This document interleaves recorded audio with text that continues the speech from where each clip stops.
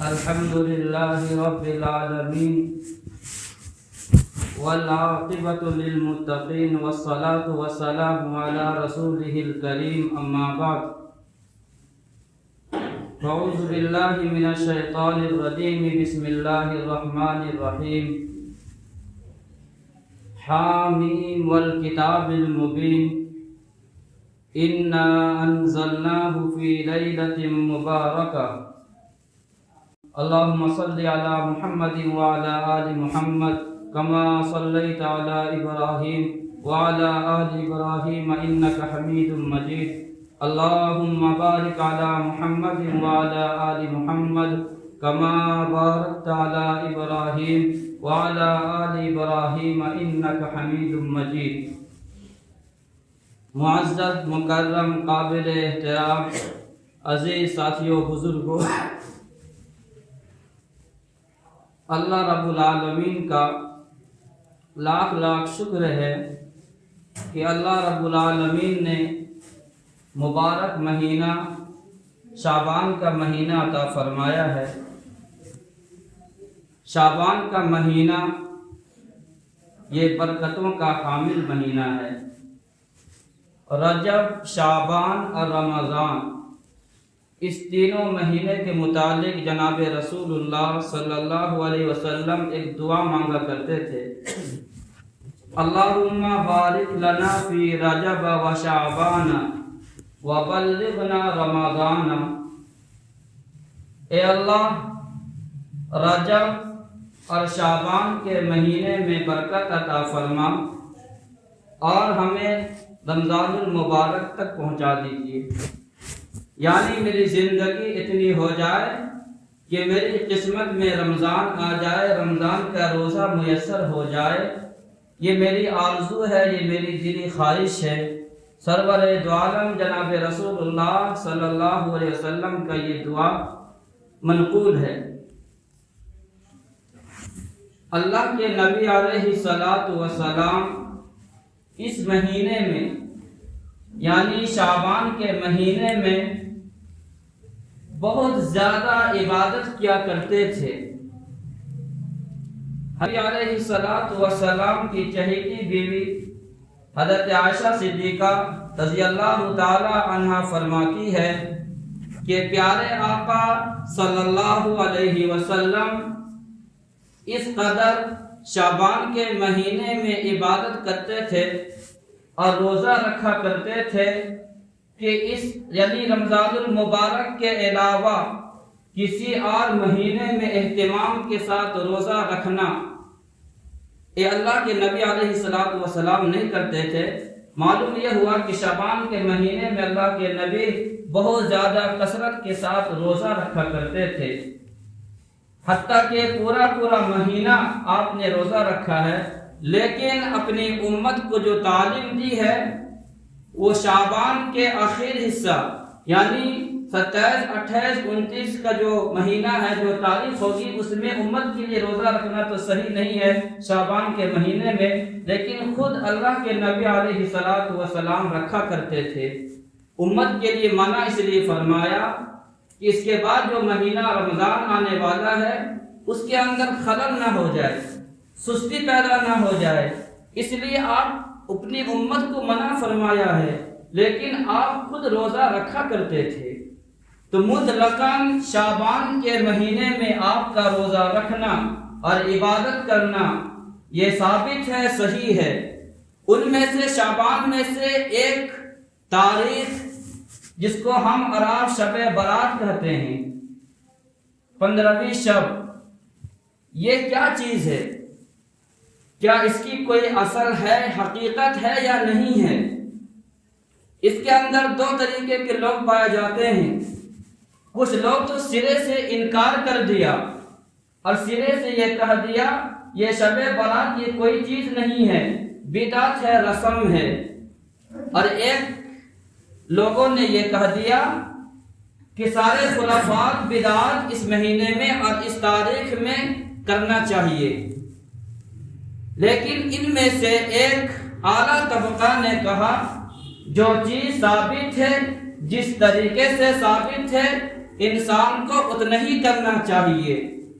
رہی بات کیا شب برات کی کوئی اصل ہے یا نہیں ہے، حقیقت ہے کہ نہیں ہے، کیا یہ بدعت ہے، راتوں کو جاگنا نہیں چاہیے، کیا عبادت نہیں کرنا چاہیے، شریعت کیا کہتی ہے، تو یہ بات سننا چاہیے اور دل کے اندر لکھ لینا چاہیے ان لوگوں کو بھی جو لوگ اس کا انکار کرتے ہیں۔ شاید کہ انہیں حدیث کا علم نہ ہو، اور ہم حدیث والے ہیں۔ حدیث یہ ہے 10 صحابہ کرام رضوان اللہ تعالی علیہ مجمعین سے شب برات کے متعلق فضیلت ثابت ہے۔ اگرچہ ان میں سے کچھ حدیث ضعیف ہے، لیکن یہ علمی بات ہے، شاید کہ آپ کے سمجھ میں آ جائے تو ٹھیک ہے کہ اگر کسی مسئلے میں کوئی حدیث ضعیف ہو اور اس حدیث کے مقابل میں کوئی اور حدیث آ جائے تو وہ حدیث قابل استدلال ہو جاتی ہے، یعنی اس حدیث پر عمل کرنا جائز اور درست ہوتا ہے۔ تو 10 میں سے اگرچہ کچھ حدیث ضعیف ہے، لیکن ان میں سے صحیح حدیث بھی ہے۔ جب صحیح حدیث ضعیف حدیث کے مقابل میں آئی ہے تو وہ یہ اس قابل بنی ہے کہ اس حدیثوں پر عمل کیا جائے، ان کی فضیلتوں کو مانا جائے اور زندگی اسی کے مطابق بسر کرنی چاہیے۔ ایک بات تو یہ ہے۔ دوسری بات یہ ہے، اگر کوئی ضعیف حدیث ہے، کوئی امت اگر اس پر عمل کرتے ہوئے آ رہی ہو، اس کے علماء کی زبان میں تلقی بالقبول کہتے ہیں، اگر کسی حدیث پر امت کا عمل ہو جائے تو وہ حدیث قابل استدلال ہوتی ہے، یعنی اس حدیث پر عمل کیا جاتا ہے۔ نمبر 3، اگر کوئی حدیث ضعیف ہو لیکن اگر فضائل کے باب میں ہے، فضیلتوں کو بیان کرنا ہو، تو وہ ضعیف حدیث کو بھی سہارا لیا جاتا ہے، اس پر بھی عمل کیا جاتا ہے۔ تو یہ 3 جوابات علماء نے دیے ہیں۔ رہی بات مسئلہ کی، تو ضعیف حدیث سے مسئلہ ثابت نہیں ہوتا ہے، عقیدہ ثابت نہیں ہوتا ہے، لیکن فضائل اعمال یعنی اعمال کے حدیث کے سلسلے میں اس پر عمل کیا جاتا ہے۔ تو شب برات کے متعلق 10 صحابہ کرام رضوان اللہ تعالی علیہم اجمعین سے روایات موجود ہے، ثابت ہے۔ اس لیے یہ کہنا کہ شب برات کو رات کو جاگنا یہ بدعت ہے، یہ رسم ہے، اس کی کوئی اصل نہیں ہے، حقیقت نہیں ہے، یہ صحیح بات نہیں ہے۔ صحیح بات یہ ہے، ایک دوسرا طبقہ نے کہا کہ ساری خرافات اس رات میں کرنی چاہیے، سارا کچھ کرنا چاہیے، لیکن ابھی ہم بتائیں گے کہ شب برات کے موقع پر کیا چیز کرنی چاہیے، کیا چیز نہیں کرنی چاہیے، شریعت ہمیں اس کے بارے میں کیا رہنمائی کرتی ہے، ساری تفصیلات آپ کے سامنے آ جائے گی۔ شب برات یہ ہم اور آپ نام رکھے ہیں اس کا۔ شب برات کا کیا مطلب ہوتا ہے؟ برات کا مطلب کیا ہے؟ برات کا معنی ہے چھٹکارا۔ اللہ رب العالمین گناہوں کو اس رات معاف کر دیتے ہیں، گناہگاروں کی بخشش ہو جایا کرتا ہے، اس رات میں لوگوں کو نجات مل جاتی ہے، اس لیے اسے شب برات کہا جاتا ہے۔ یہ رات بہت فضیلتوں والی رات ہے۔ حضرت عائشہ صدیقہ رضی اللہ تعالی عنہا فرماتی ہے، ایک مرتبہ وہ رات میں اٹھی، دیکھا کہ پیغمبر بستر میں تشریف فرما نہیں ہے۔ حضرت عائشہ صدیقہ رضی اللہ تعالی عنہا کو بے چین ہوا۔ حضرت عائشہ وہ نکلی کہ کہاں چلے گئے، دیکھا کہ اللہ کے نبی علیہ السلام مدینہ المنورہ کے قبرستان جنت البقیع میں آپ تشریف فرما ہے۔ اللہ کے نبی علیہ السلام نے جب دیکھا، حضرت عائشہ کو فرمایا کہ تمہیں پتہ نہیں ہے یہ کون رات ہے؟ یہ وہ عظمت والی رات ہے، یہ برکت والی رات ہے کہ اللہ رب العالمین اس رات بنو کلب کی بکریوں کے برابر لوگوں کو جہنم سے آزاد کرایا جاتا ہے۔ بنو کلب یہ قبیلے کا نام ہے، وہ لوگ بکریاں بہت زیادہ پالا کرتے تھے۔ فرمایا کہ اس سے بھی زیادہ اللہ رب العالمین اس رات گناہوں کی مغفرت فرماتے ہیں، گناہگاروں کو اللہ رب العالمین جنت میں بھیجتے ہیں، یعنی ان کے گناہوں کی بخشش ہو جایا کرتی ہے۔ یہ رات یہ عظیم رات ہے، یہ برکتوں والی رات ہے۔ آج نہیں، ایک زمانے سے صحابہ کے دور سے، تابعین کے دور سے، تبع تابعین کے دور سے، اکابرین نے، اسلاف نے، تمام لوگوں نے اس رات کی عظمتوں کو بیان بھی کیا ہے اور اس رات کی قدر بھی کیا ہے اور اہتمام کے ساتھ عبادات بھی کیے ہیں۔ اس لیے یہ رات عظمتوں والی رات ہے۔ ہمیں اور آپ کو کیا کرنا چاہیے؟ لیکن یہ رات عظمتوں والی رات ہے، کیا کوئی خاص عبادت ہے؟ کوئی خاص عبادت نہیں ہے۔ اللہ رب العالمین آپ کو جس طریقے سے، جس حیثیت سے آپ چاہیں عبادات آپ کر سکتے ہیں۔ اگر رب نے آپ کو توفیق دی ہے، آپ قرآن کریم کی تلاوت کیجئے۔ اللہ نے اگر آپ کو ہمت دی ہے، آپ نفلوں کا اہتمام کیجئے۔ اگر اللہ نے آپ کو توفیق دی ہے، آپ دیگر نمازیں، صلاۃ التوبہ، صلاۃ التسبیح، تمام نمازیں، نفلی نمازیں آپ پڑھنا چاہیں آپ پڑھ سکتے ہیں۔ اگر آپ جو ہے اس رات استغفار پڑھنا چاہتے ہیں، شریعت آپ کو اجازت دیتی ہے۔ کوئی خاص عبادات نہیں ہے۔ اللہ نے آپ کو جس حیثیت سے طاقت دی ہے اور اللہ نے آپ کو قوت دی ہے، آپ کو راتوں کو جاگنا اگر ہمت ہے، طاقت ہے، راتوں کو جاگیے۔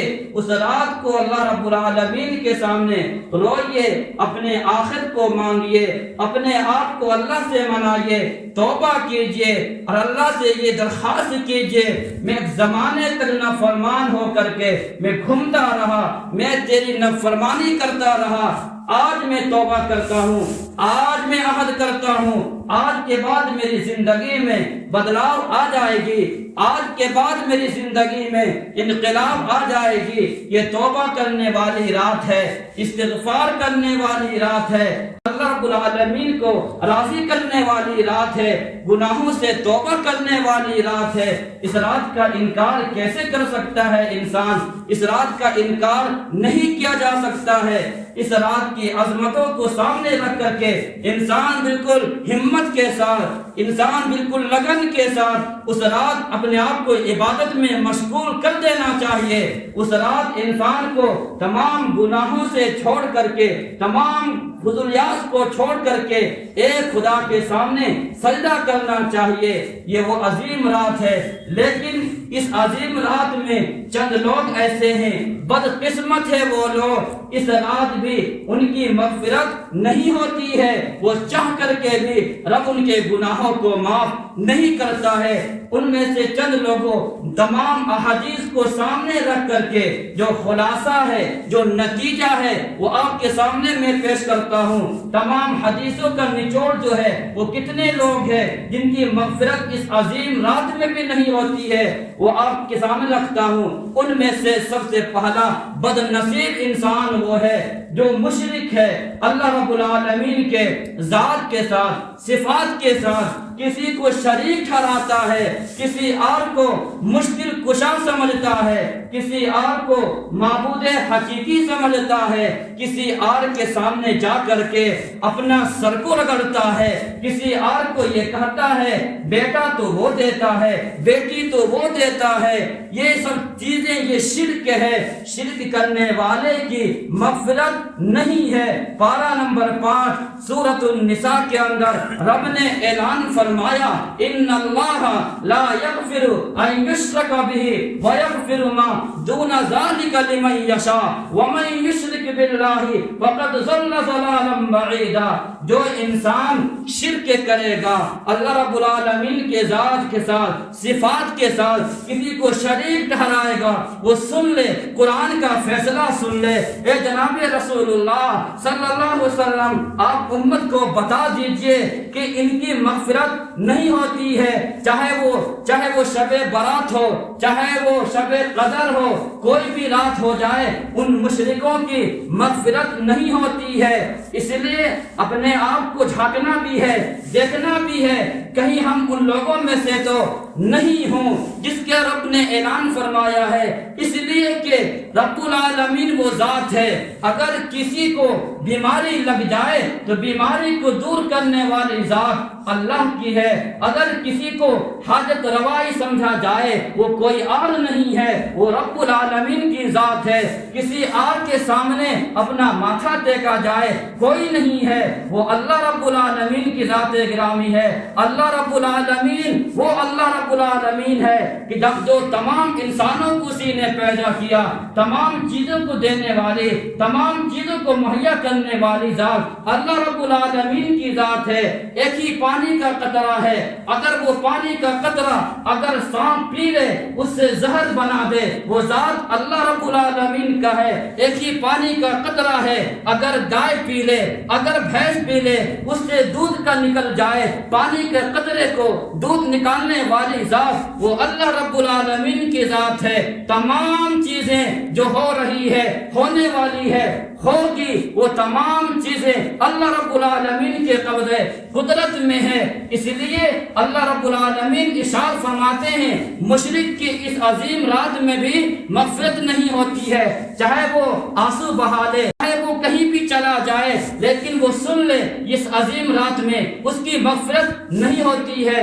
سورہ لقمان کے اندر اللہ رب العالمین نے پارہ نمبر 21 کے اندر اسی بات کو فرمایا۔ حضرت لقمان نے اپنے بیٹے کی نصیحت کی، یا بنیا لا تشرک باللہ ان الشرک لظلم عظیم، اے میرے بیٹے، اے میرے پیارے بیٹے، اے نور نظر، اے لخت جگر، سن لے اللہ رب العالمین کے ساتھ کسی اور کو شریک مت ٹھہرانا، کسی کو یہ مت کہنا کہ فلاں آدمی یا فلاں لوگ جو ہے وہ بیماری کو دور کریں گے، فلاں آدمی آپ کے پریشانیوں کو دور کریں گے، نہیں، وہ اللہ رب العالمین کی وہ ذات ہے۔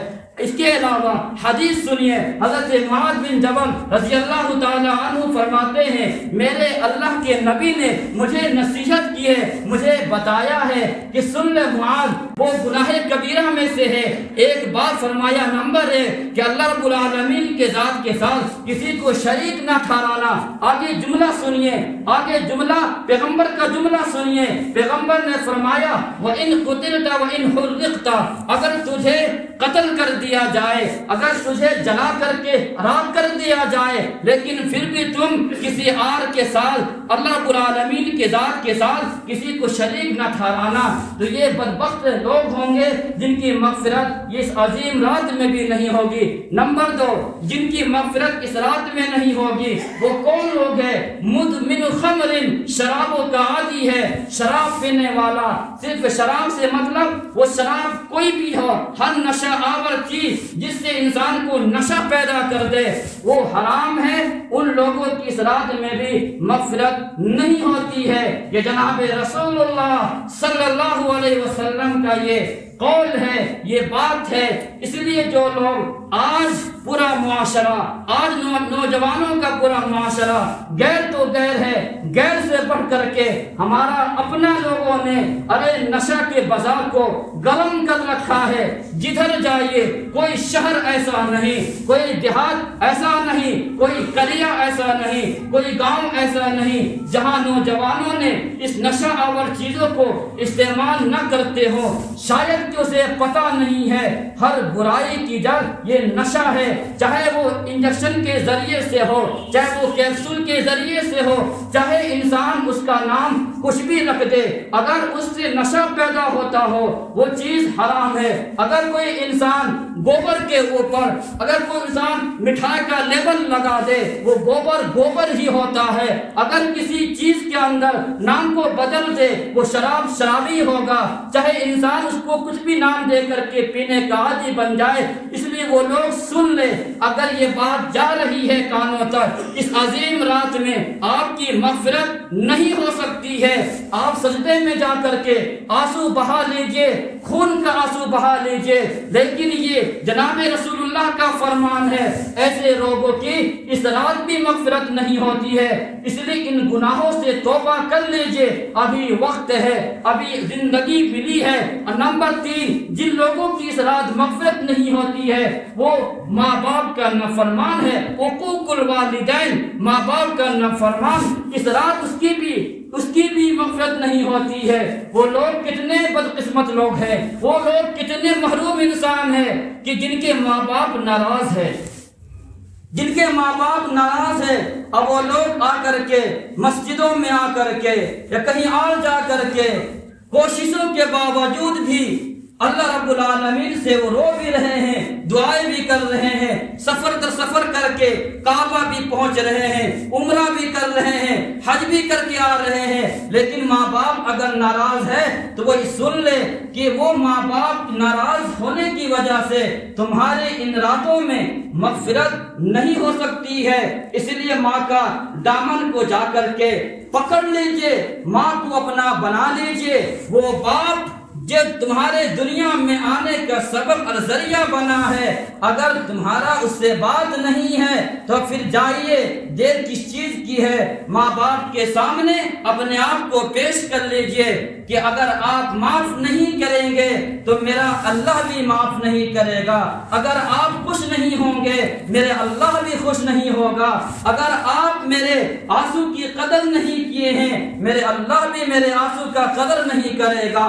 تو پھر جو لوگ اس قسم کے اندر ملوث ہے، جن کی بات نہیں بنتی ہے ماں باپ سے، تو پھر جائیے، ابھی وقت ہے، ماں باپ کو منا لیجئے، ورنہ یہ رات عظیم رات میں ان لوگوں کی بھی مغفرت نہیں ہوتی ہے۔ یا یہ بھی چیز سوچنے کی بھی بات ہے، تمہاری شادی سے پہلے تو ماں باپ سے تمہارا تعلق اچھا ہوتا ہے، ماں باپ کو تم نگاہوں سے دیکھتے ہو، اس کے بغیر تمہیں کھانا نہیں آتا ہے، اس کے بغیر تم ایک لمحہ چین سے بیٹھ نہیں سکتے ہو، لیکن تمہاری شادی کے بعد تمہارا رویہ کیسے بدل جاتا ہے، تمہاری شادی کے بعد تمہارے اندر زندگی میں بدلاؤ کیسے آ جاتا ہے۔ ان نوجوانوں کو یہ بات سننے کے قابل ہے کہ آپ نے اپنے ماں باپ کو ناراض کیا ہے، اللہ کو بھی آپ نے ناراض کیا ہے، اس لیے ان لوگوں میں اگر آپ ہیں تو ابھی سے توبہ کیجئے، ماں باپ کو خوش کیجئے، ورنہ اس عظیم رات میں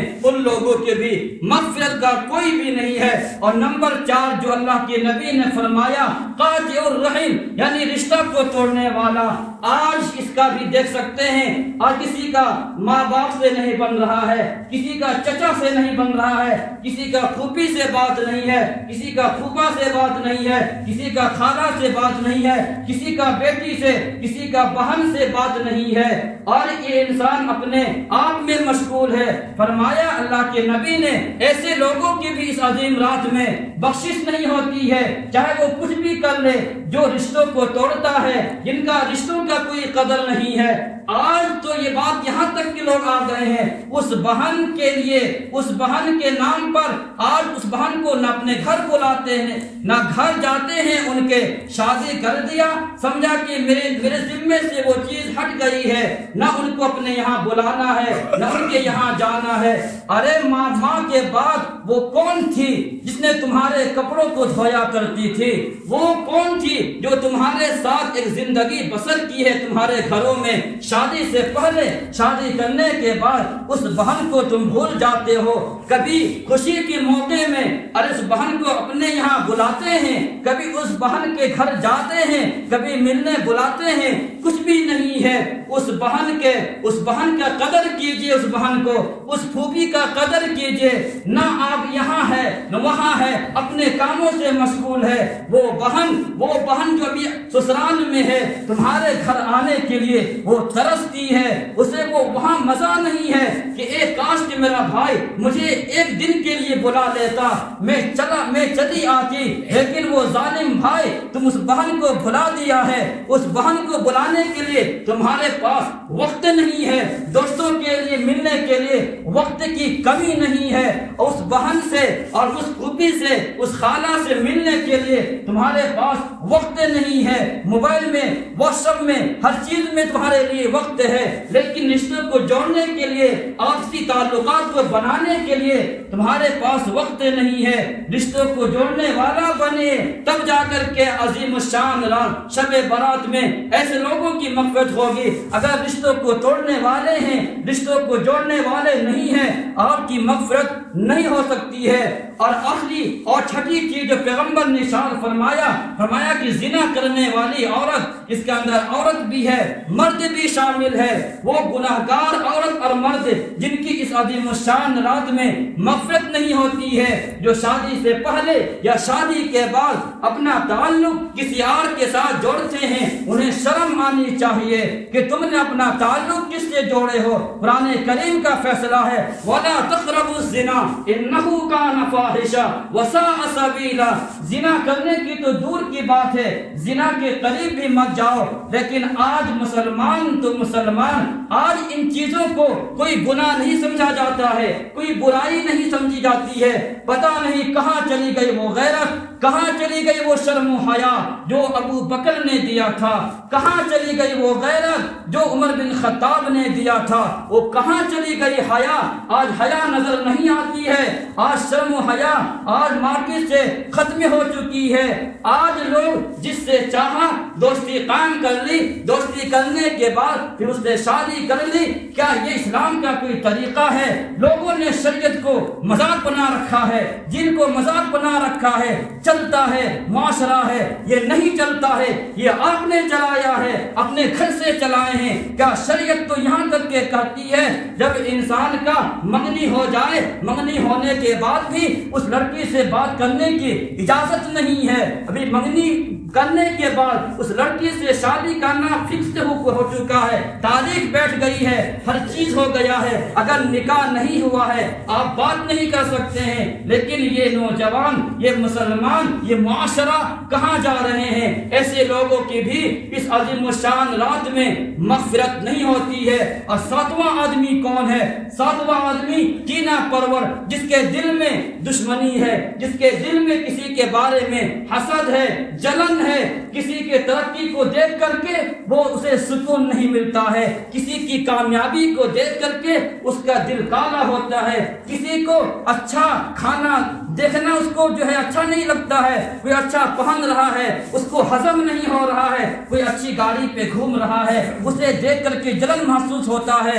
اگر کسی کو آپ خوش نہیں کر سکتے ہیں کسی کو ناراض بھی مت کیجیے۔ یہ 7 آدمی ایسے ہیں جن کی اس عظیم الشان رات میں مغفرت نہیں ہوتی ہے۔ کرنے کی چیز کیا ہے؟ بتایا راتوں میں عبادت کی جائے اور اگلے دن روزہ رکھا جائے، یہ 2 چیزیں ہیں جو شریعت سے ثابت ہے۔ رہی بات قبرستان میں جانے کی، پچھلے سال بھی میں نے کہا تھا، لوگوں نے اس پر اعتراض کیا تھا، میں نے کہا کہ زندگی میں نبی اکرم صلی اللہ علیہ وسلم نے ایک مرتبہ شب برات کے موقع پر قبرستان گئے ہیں۔ کوئی انسان ہو جو دکھلا دے کہ پوری زندگی نبی کا یہ معمول ہو کہ اللہ کے نبی ہر سال شب برات کے موقع پر آپ قبرستان جاتے ہیں، آپ کو منہ مانگا انعام دینے کے لیے تیار ہے، آپ کو نہیں ملے گی۔ صرف زندگی میں ایک مرتبہ پیغمبر شب برات کے موقع پر قبرستان گئے ہیں۔ انسان کبھی کبھار چلا جائے سنت کی اتباع پہ،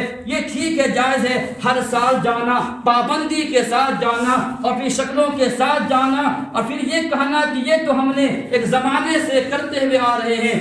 آپ زمانے سے کرتے ہوئے آ رہے ہیں، یہ آپ اپنا شوق پورا کر رہے ہیں، یہ دین اس کا نام نہیں ہے۔ اللہ کے نبی کی چہیتی بیوی حضرت عائشہ، ابھی ہم نے حدیث سنائی ہے کہ وہ جب اٹھتی ہے دیکھتی ہے بستر پر اللہ کے نبی نہیں ہے، دیکھتے ہیں کہ جنت البقیع میں اللہ کے نبی ہیں، تو کیسے آپ گئے ہیں؟ تو اگر کوئی جانا کوئی ضروری ہوتا، کوئی لازمی ہوتا، اس کا حصہ ہوتا تو پیغمبر تو ہر رات جاتے، ہر شب برات کے موقع پر جاتے، امت کو کہتے تم بھی جاؤ، لیکن ایسی کوئی بات نہیں ہے۔ اس لیے اپنے آپ کو انسان یہاں سے بھی تو ثواب پہنچا سکتا ہے، یہاں سے بھی جس کے لیے آپ نے پڑھا ہے نیت کر دیجئے، رب العالمین ثواب پہنچا دے گا۔ اس کے علاوہ جو خرافات ہے، بدعات ہے، جو رسم ہے آتش بازی کا، لوگ پٹاخے پھوڑتے ہیں، اس سے اس کا بھی گناہ پہ گناہ ہے۔ نمبر 1 گناہ یہ ہے انسان فضول خرچی کر رہا ہے، اس کا گناہ الگ ہے۔ نمبر 2 آپ کے گھر میں، کوئی گاؤں میں کوئی بیمار ہے، کوئی جو ہے بے سہارا ہے، اور اس کے پٹاخے کے پھوڑنے کی وجہ سے، آتش بازی کی وجہ سے ہو سکتا ہے اسے تکلیف پہنچے، یہ الگ گناہ ہے۔ نمبر 2، نمبر 3 گناہ یہ ہے کہ انسان کا جان کا بھی جانے کا اندیشہ ہوتا ہے۔ بہت سارے اس کے واقعات ہیں کہ جو ہے آتش بازی کی وجہ سے انسان ہلاک و برباد بھی ہوتا ہے۔ اپنے جان کو ہلاکت میں ڈالنا یہ الگ گناہ ہے۔ تو گویا کہ 3-4 گناہ پہ گناہ ہو رہے ہیں۔ اس لیے اس آتش بازی کو، یہ سارے خرافات کو، بدعات کو چھوڑ کر کے اس رات اپنے آپ کو عبادت میں لگائے۔ اگلا دن انسان روزہ رکھنا چاہے تو روزہ رکھے۔ اس کی بھی روایات میں جو ہے حدیث ملتی ہے، حضرت علی رضی اللہ تعالیٰ عنہ کی ہے، انسان نیت، چاہے انسان یہ نیت کر لے کہ پیغمبر نے ہر مہینے کی 3 دن آپ روزہ رکھے کرتے تھے، 13، 14، 15، اس نیت سے اگر انسان روزہ رکھنا چاہے اس کی بھی گنجائش ہے۔ اس کے علاوہ اور چیز ہے وہ انسان کے لیے جائز اور درست نہیں ہے۔ اس لیے اس رات انسان اپنے آپ کو عبادات میں لگائے، گناہوں سے توبہ کرے، استغفار کرے۔ کیا پتا کہ یہ زندگی ملی ہے، آئندہ زندگی شب برات آپ کے مقدر میں ہو یا نہ ہو، آپ کے حصے میں ہو یا نہ ہو۔